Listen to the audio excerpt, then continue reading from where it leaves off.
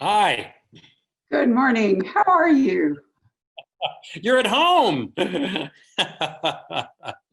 You can tell. Now, I don't want you to be nervous about the dog. This is actually a fake background. Oh, is it really? Okay. I might be worried if the dog didn't move after about 10 minutes or so. I'd be like, what have you got the dog on anyway? Well, it's an interesting technology. You can kind of see a little green halo around my head because behind me is this big green screen, and I am not Right. in the library. I'm here in my office. But I've, anyway, you look I've great. got I've got that too. Like, and I'm trying to think. I mean, I've got like, different ones that I can use, like at different backgrounds and things like that. The problem is that my hat kind of comes and goes in and out of, the virtual reality, and it's very distracting. Like whenever I try and do that, at least it is to me. I don't know. So, are you up in your office near the piano, or where are you? No, I'm actually in the kitchen. I'm actually sitting at the kitchen table. The conductivity is a little bit better down here, closer to where the modem is. And sometimes up in the loft, it gets a little dicey. Like it. So as long as Judy doesn't mind sharing her space with me this morning, I can, come down here and work. I can see that. Now, I've been lucky enough to stay in your wonderful guest cabin, so I thought you might have turned it into an auxiliary office. No, no, no. Judy's usually busy down here doing her things, like it, and so I need to head up into the loft and get out of her way, like it, if I want to write. So I've already been up there most of the morning, but then again, I've also got like about 5,000 tip-in sheets that I've been signing, like it, and so I started in on those at about 5:30 this morning. Because it's one of those jobs that if you wait, it turns into a bugaboo after a while, like it. And so what I do is I tape a template down to the kitchen table like that, and then I start signing tip-in sheets every time I have an extra, like 10 or 20 minutes. And what I've discovered is then, after about a week or so, suddenly it's all done like that, which is, a lot better than having to sit down and do them in one evening or one day. Well, that's very efficient. However, ruthless as I am, I will be shipping books to you, actual books. And I'll be delighted. I will be delighted to sign them and ship them back. Like it, I promise. Oh, that'll be wonderful. We're actually going to do a live event in July, and Oh, cool. depending on how it goes, we'll talk. Okay, absolutely. Like, and I'm glad to hear that. Like that, it's good to know. Like that the world is still and smoothly running on greased grooves out there. And it's interesting because people keep asking. They'll write me emails or be on Facebook, and they'll say, "Well, like, how's your life changed? Since all of this?" Like, and I swear I'm slowly but surely coming to the conclusion that I've been living under quarantine for the last 17 years as a writer in Ucross, Wyoming, population 25. My life really hasn't changed all that much, to be honest. I've had that reaction from most authors I've talked to because social distancing is essential for the writing process. What has bugged some of them, quite an interesting range, is the distraction or the anxiety has, in some cases, made them more creative, but in many cases has made it harder for them to Huh. focus. Yeah, no, I just, I've had more time to write like that. I mean, that's the big thing. I mean, I really enjoy it's a quandary like that because I really like touring and I really like doing events, and I do a lot of events during the course of a year just simply because I like going out and seeing the readers and greeting with them like that, and, and signing the books like it and talking with them about, Walt and everything. But I do have to admit that the majority of the really quality writing that I get done is generally here at the ranch. And and this has been interesting like that because I've been able to actually get the first draft of another entire book done in the last 2 months, above and beyond the Walt Longmire books. So it's kind of interesting to see what can happen when you have a little bit of extra time. Well, we have a long history of your coming down here, so let's not anticipate September yet, because Okay. we may be able to work that out. Now, I have gone, for purposes of this conversation, back to my personal bookcase in the library I'm not actually in, but is around the corner, and look what I am about to hold up.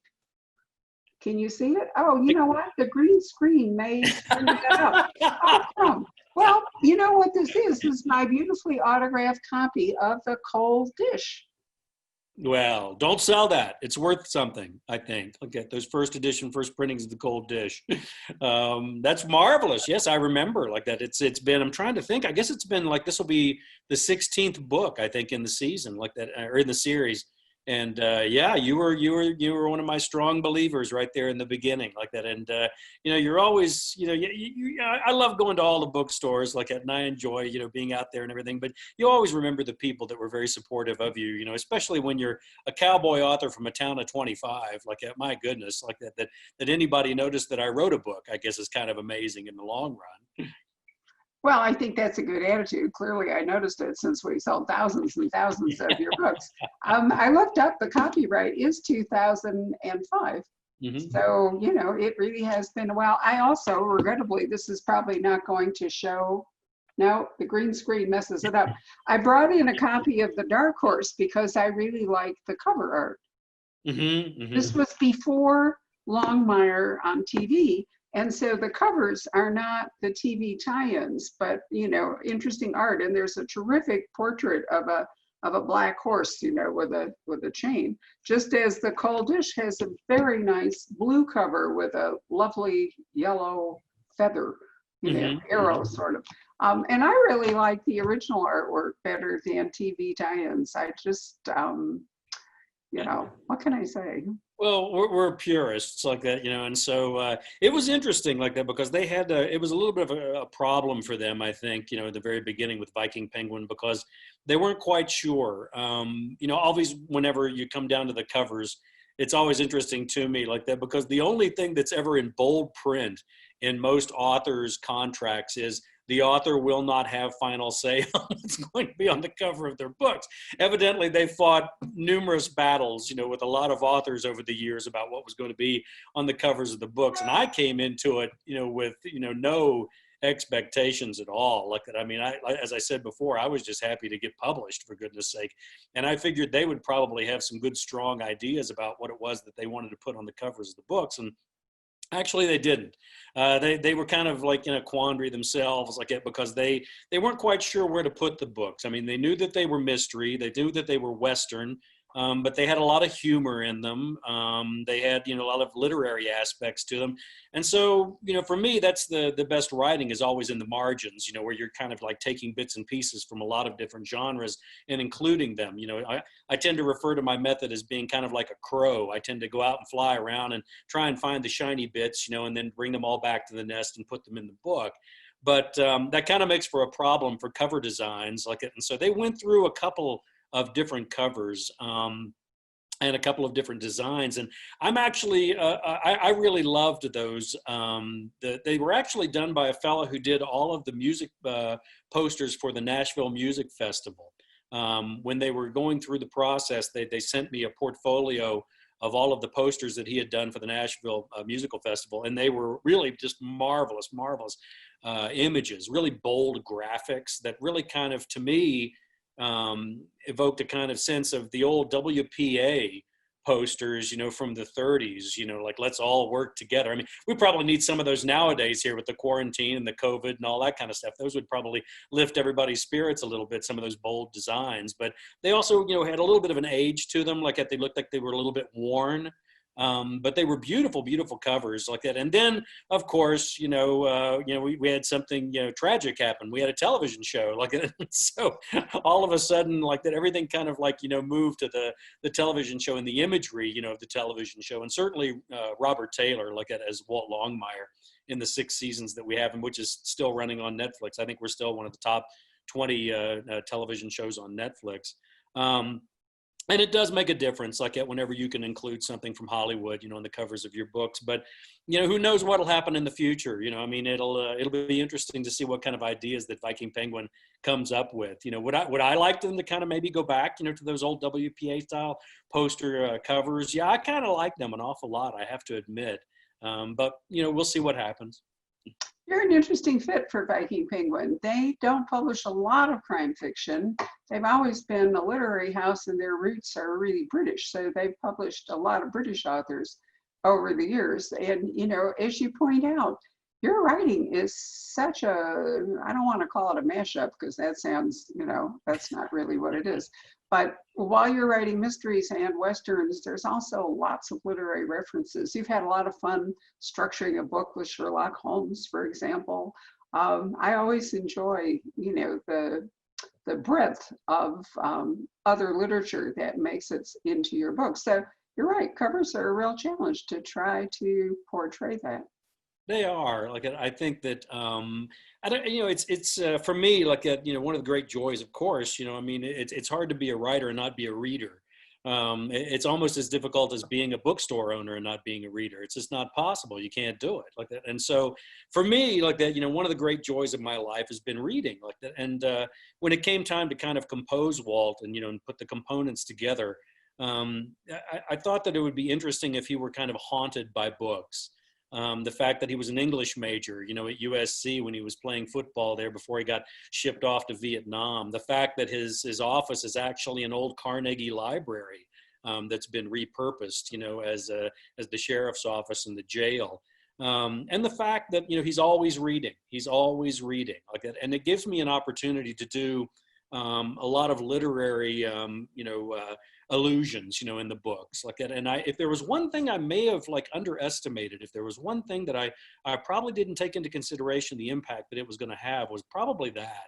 I think a lot of readers really, feel an empathy and a connection with Walt, because he's one of them.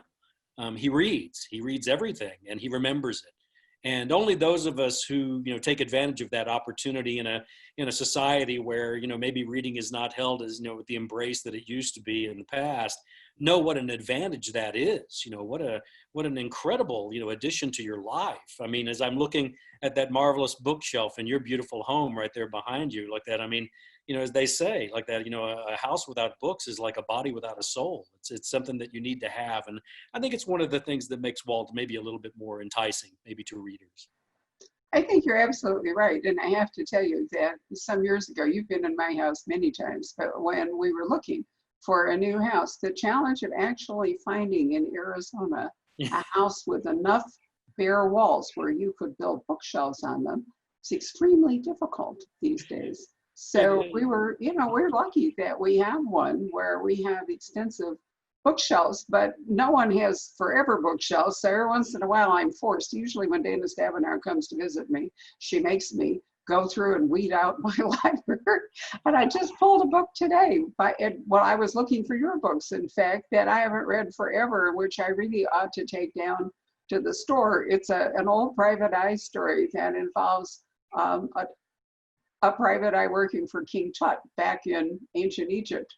And I thought, okay, this is a book I should reread and then donate on to someone because it's long gone. This is one of the few copies that anyone can find to read. So now I'm finding a bit of a responsibility, I think, in going through older books that I have kept and thinking, okay, if I reread them one more time at my age, that's probably it. And then I should donate them.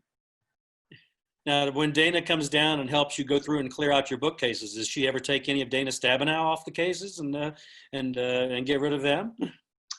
No, but she's still a work in progress. But Craig, after 30 years, it's really surprising how many authors have come to the end of their careers.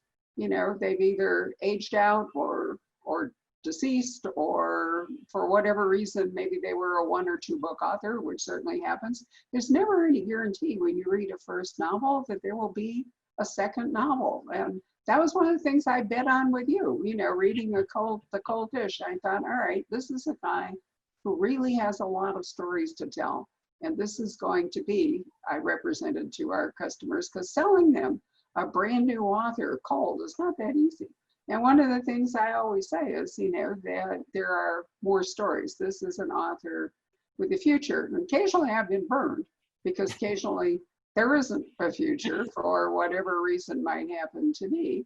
But you have not disappointed me, so I thank you. Well, thank you. I appreciate that. I still remember whenever The Cold Dish got published and my mother asked me, she said, well, honey, what are you going to do when you retire? And I said, Mom, authors don't retire. You just like type the end and then slump over the keyboard is what you do. Like it's, it's just not one of the things that you stop doing, at least voluntarily. I mean, it seems to me, I feel truly blessed and truly grateful like that, to the readers, to the booksellers, to everybody that's involved, in the successes that I've had. Because I really do feel as though I finally, after a very long and arduous battle, discovered what it is that I was supposed to do. And I'm just so comfortable with it. I enjoy it every day. To me, a day that's lost is a day that I don't get a chance to write. It's essential to me just as much as, eating and breathing. It's part of me. So I haven't got one of the real tragedies to me. This is very minor compared to the real tragedies of the pandemic, is that advanced reading copies are not forthcoming. There's A, they're not being printed, and B, there's no really great delivery system. So I have not, as I would have by now, read your September book. I have only read a truly tantalizing review. So tell us a little bit about it so that people can get excited before it publishes in September. I'll be happy to. The arcs are not, I don't know.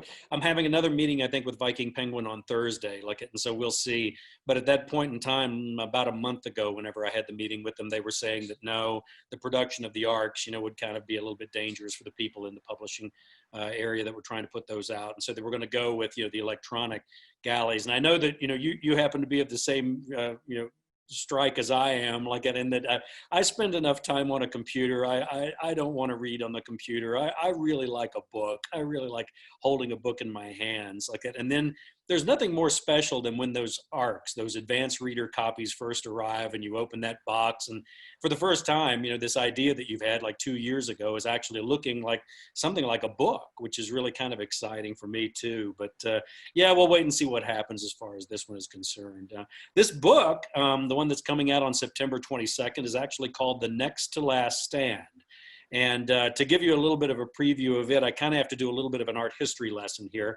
And that is that it has to do a lot with an artist who's kind of a minor artist that a lot of readers may not have heard of, but I can just about guarantee that you've seen his work. His name was Cassily Adams. He was born in St. Louis, was a St. Louis artist like that. And I think it was about, I think maybe 10 years after the Battle of the Little Bighorn, or the Battle of the Greasy Grass, as the Northern Cheyenne and the Lakota like to call it. And what happened is that he did a painting. He did a very large scale painting. It was about 16.5 feet by 9.5 feet tall, about the size of the side of an 18-wheel truck, for goodness sake. Like at that period in time, what I guess a lot of artists used to do is they would do these very large scale canvases of historic events. And then what they would do is they would load them onto wagons and take them all around the country and charge people, 2 bits to go in, and see this lit canvas so that they would feel as though they had actually, witnessed, a moment in history. You got to remember that this is before, there were any kind of newsreels or television or 24-hour, news cycles or all that type of thing. And so this was a way for people to actually feel as though they'd seen a historic moment. And so they toured this thing all over the country like that and finally brought it back to St. Louis. And they didn't really know what to do with it like that. And so a fellow that owned a saloon there in St. Louis next to the train station said, "I'll buy the painting off of you." So he bought the painting and then he puts it up on the wall of his saloon where it stays, for something like, I think maybe, 30 or 40 years. And then the saloon went bankrupt. It went out of business.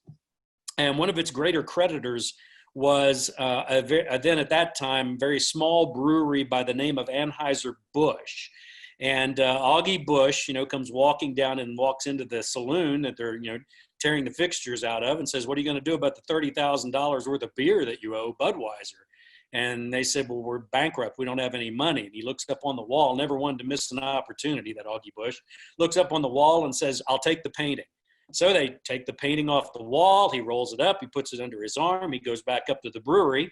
He gets back up to the brewery and rolls it out on the floor there like it and says, "We're going to make posters of this painting. And we're going to send them out to every restaurant, every saloon, every bar, every individual in the armed services of the United States. And by the time we're through with this campaign, because we're going to put Anheuser-Busch Budweiser on the bottom of it there where people can see it, it's going to be everywhere. And by the time we're done, we're going to be a much larger brewery. And guess what? It worked. They became the largest brewery, if not in the United States, the world. And so they sent these posters out at one point in time, close to 1 million of them a year. And I know if you've gone into any bar or saloon in the United States, especially in the American West, you've seen that painting. And so it was there like that, and they used it, for I think 40 years or so, maybe 50 years or so. And then in a fit of philanthropic zeal, Augie Bush decided, you know what? We'll give it back to the 7th Cavalry. We'll make a donation to the 7th Cavalry and give them the painting. We've gotten enough out of it. So they did. Like they gave it to the 7th Cavalry, and at that point in time, they were based in Fort Bliss, Texas. And so the Fort Bliss, Texas 7th Cavalry took this huge painting, 16.5 feet by 9.5 feet, and put it on the wall of their commissary. And it was there. It stayed there until 1946, when the commissary burned to the ground and the painting was destroyed. Or was it?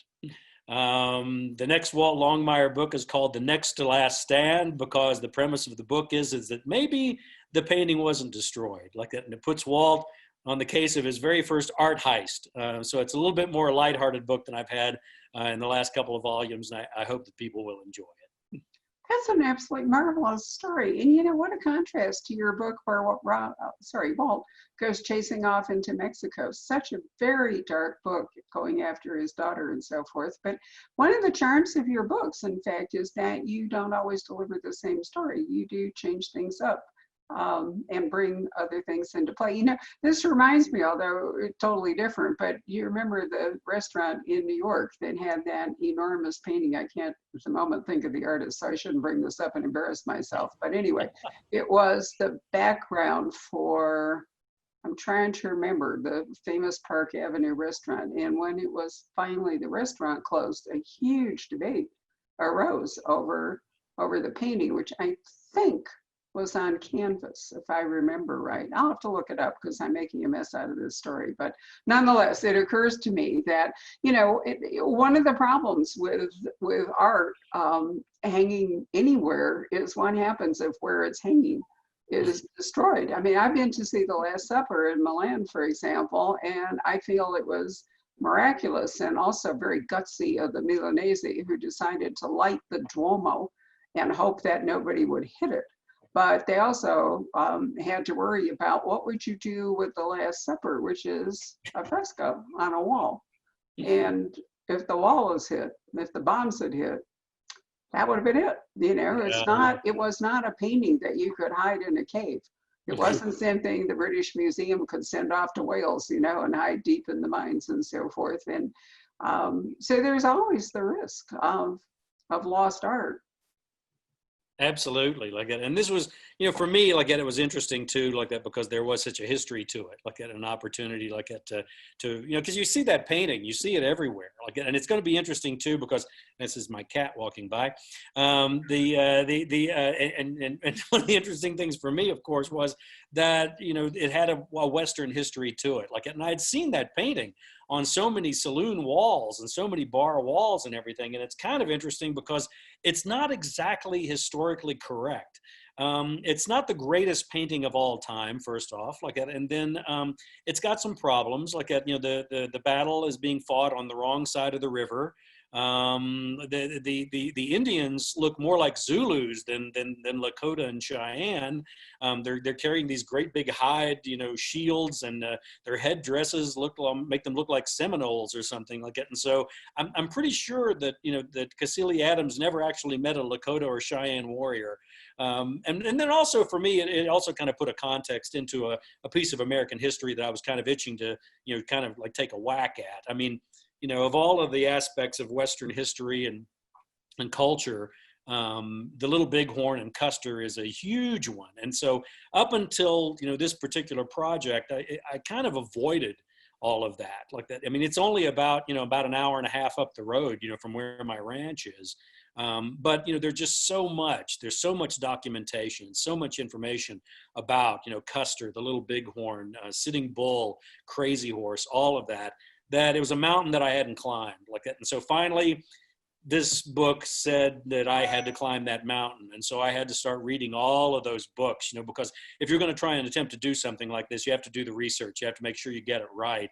And after reading, I mean, I have read so many books about Custer and the Little Bighorn. And the one thing I can tell you, Barbara, is there are a lot of bad books about Custer and the Little Bighorn, I got to tell you. But then again, there are some also really wonderful ones too. Nathaniel Philbrook's The Last Stand is a really marvelous one. Also, James Welch wrote one on killing Custer, like that, and even the oral histories like that I've been able to scavenge, from up on the Crow and the Cheyenne, where my great grandfather fought in that battle, and they could pass those stories down, in an oral tradition like that one. And the stories that the Northern Cheyenne and the Lakota and the Crow and everybody tell are sometimes a little bit different, from what was in the history books, because as they say, the victor gets to decide the spoils like that and to decide what history actually was. And so for me, this has been a real eye opener and a real joy to delve into that during the course of writing the book. Well, there's no question that the Battle of the Little Bighorn has many points of view. In many ways, you can judge the outcome. But you know what I was also thinking? I don't think I've ever told you this story, but art, for many ways, in a pre-literate age anyway, was the way that stories could be told. And years ago, when my granddaughter was very small, she was, I don't know, 7 or 8 or something, I took her to New York. Turned out to be a blizzard in New York, so it was a nightmare in a lot of respects. But the place I took her, because a lot of things were closed, is we took the train up to the cloisters, which is, I thought would be fun for her because it's an incredibly long train ride from Columbus Circle to get up to the cloisters. And then you have to hike across, the heights, because it's up there on the heights over the Hudson in an old fort.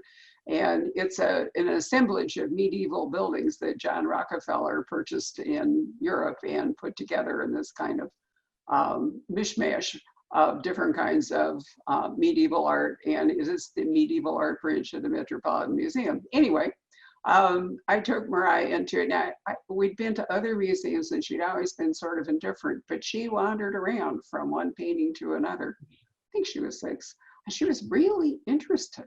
And finally I said to her, Mariah, what is it, that's getting you so excited about these paintings? And she said, it's the story. It's the story I've learned in Sunday school, the various aspects of the New Testament and so forth. And so she wasn't looking at them as art. She was looking at them as actually representing the Bible stories that she had learned. But here's the really amazing part of this whole thing. That's where the unicorn tapestries are hung, which are absolutely gorgeous. So at the end, I took her into the room where the unicorn tapestries are hung. Now, I had been there at least half a dozen times or more and spent a lot of time looking at the unicorn tapestries. Mariah sits down on the bench and she looks around at the unicorn tapestries and she looks over at me and she says, Grandma, they are hung in the wrong order. This isn't how the story goes.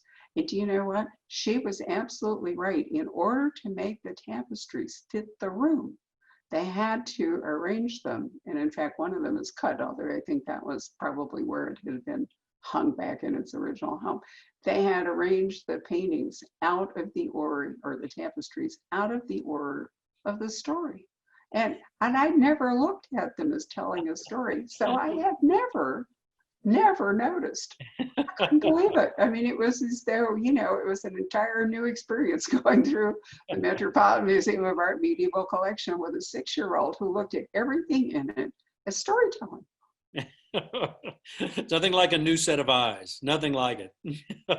And a point of view. The other thing I was thinking when you were telling that story is Ken Follett at Thriller Fest some years ago. I've only gone to a couple of Thriller Fests, but I particularly went to that one because I've always wanted to actually listen to Ken Follett talk, and he was the main speaker. And somebody asked him why so many authors, and he in particular, had written so many books about the Second World War. And he said, it's the only war and the only battles where there is clearly a right and a wrong side. Because, which is what you're saying, really, about the Little Bighorn, which was the right and which was the wrong side, or was there even a right or a wrong side? Maybe it's just the way it came out.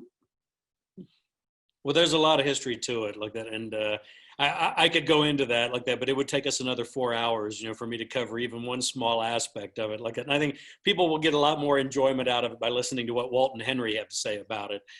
There's one particular evening where they're at the Red Pony Bar and Grill, and they're watching really bad Custer movies.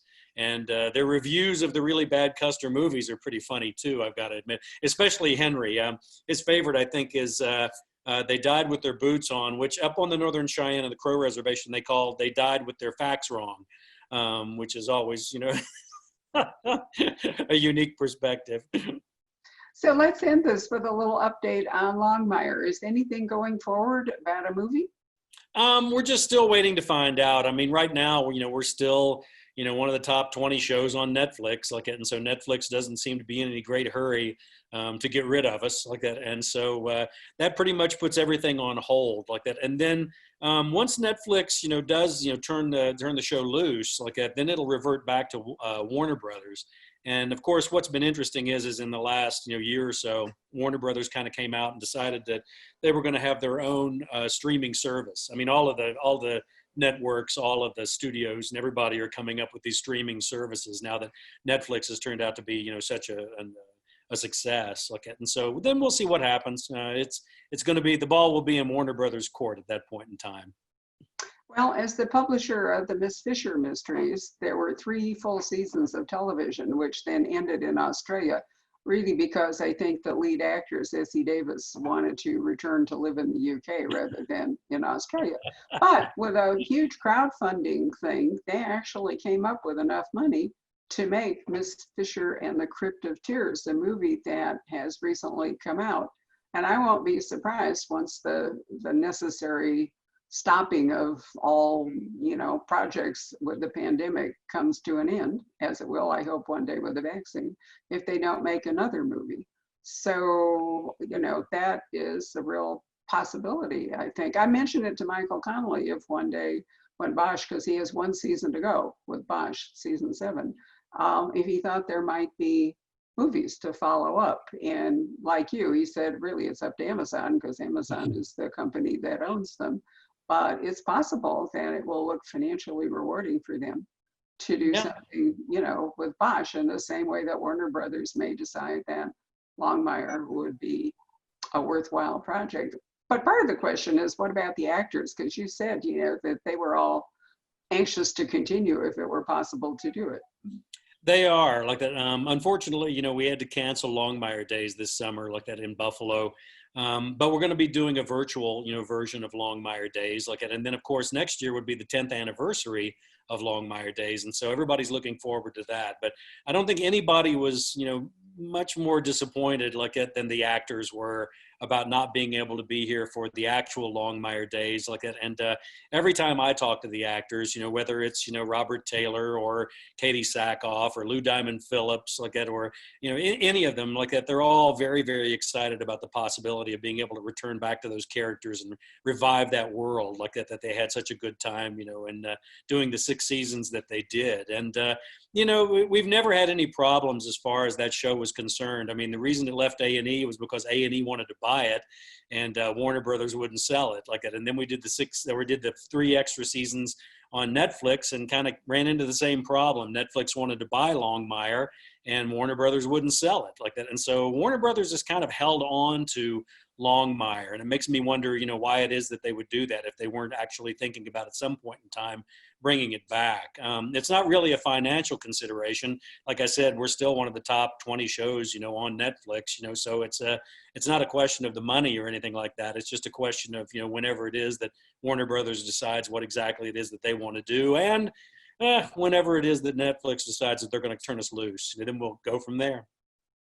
There's a penalty for being successful. Obviously, if you weren't so successful, probably all of this wouldn't be up for discussion. And of course, right now, all projects are moot because, that's not possible to pursue them. Luckily, however, writing is not moot. And you have indeed produced a new book and apparently yet another book. So that's really good news for your fans. It is. It is. This one's done. Like it's already wrapped up. Like I said, I'm signing the tip-in sheets, about 5,000 of them here in the next week or so. And then I'm about, I guess, 6 chapters into the one that's the next book for the year after that. And I've already got the idea for the book after that. I mean, I guess one of the things that worried me whenever I started thinking about writing a series, because the Cold Dish really wasn't supposed to be a series; it was going to be a standalone book. And then Catherine Court, and Penguin and Viking sat me down and said, "Hey, we think you should think about, doing this as a series. We think, the characters and the place and everything, people are going to want more of that." And so one of the things that worried me, I have to admit, was, I don't want to write the same stories over and over again. I want to be able to do something new and exciting with each one. And what if I run out of ideas? And so at that point in time, I started collecting newspaper articles, from all over Wyoming, Montana, Colorado, South Dakota, Idaho, and everywhere. And anything that I thought might be something that, the good sheriff, might be involved with. And now I've got a file folder that's like about a foot thick. And my worry now is that I'm going to croak, before I get all the stories written like that. And so I've just got to, keep at it as much as I possibly can. Well, you're absolutely right. For every book you write, it's a book you didn't write. So, making choices is hard. So I would like to say to your fans who've been collecting you from the Poison Pen forever, that we are indeed going to ship books to Craig. And so they will not be tip-in copies, which is a whole different topic, but they will be books signed by Craig. Or if we're really lucky, Craig might hop on his motorcycle again and drive down to Phoenix. But, why try to guess what will happen in September when we're here in June? The world changes every day. It does. It does. And I would offer to ride my horse, but I don't think my horse would like riding that far. No, I think your motorcycle probably is the better choice, or possibly even an airplane from Cheyenne. But we can't predict it yet. Craig, it's been lovely to talk to you. Thanks for sharing time with us. Oh, my pleasure, Barbara. Always great talking with you. Wonderful interview. Thank you. Love to Judy. I'll pass it along. All right. Bye. Bye.